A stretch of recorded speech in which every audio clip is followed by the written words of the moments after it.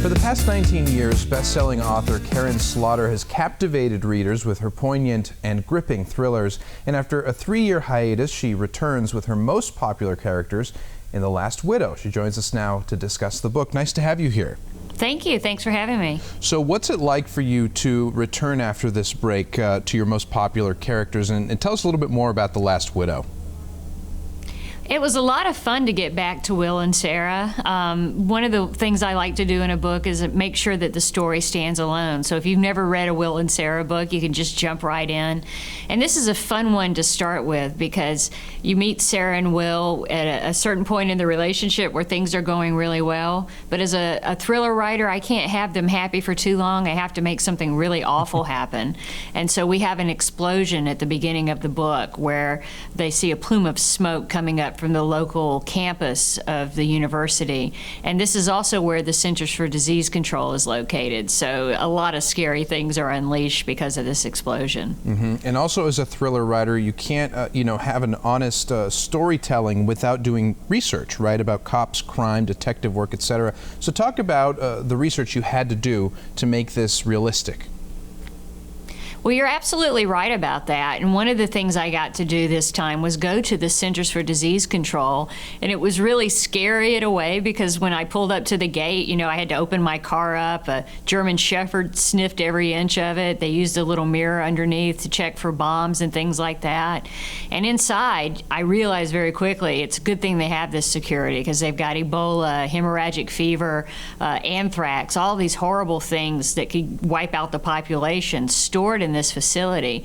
So on one hand, I was really excited as a crime writer that all this bad stuff was there. And on the other hand, as someone who lives in that neighborhood, I was very afraid because I thought, my gosh, what if something really awful happened? And that's where I get my ideas most of the time, is wondering, what if a really bad thing happened in this kind of normal setting? How would it affect people and how would they recover from it? Right, right. And of course, it's important to have that honest dialogue. One of the hot button issues these days is violence, of course, in all of its forms. So how important is it for you to make a commentary about that in your books?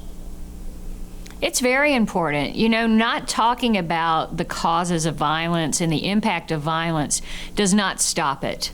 So I think we should look at it carefully. We should look at motivations.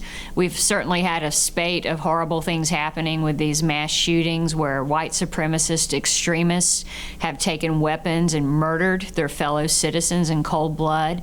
And I think having a dialogue around that is important. My book, The Last Widow, deals with that topic of white supremacist groups, militias, and the horrible things they're doing. As an American, it really makes me angry that the people we have to worry about the most right now are fellow Americans. That's not who we are.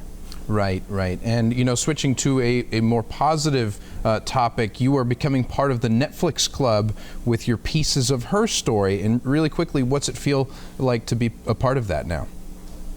It's just so exciting because I can't wait for it to be showing. Hopefully it'll be at the end of next year, streaming in 120 countries. But as a creative person, to be working with this caliber of people, I just find it very flattering and very exciting. Well, congratulations. It really is the way of the future, and can't wait to read the rest of The Last Widow. Thank you. Thank you. Stay where you are. We'll be right back.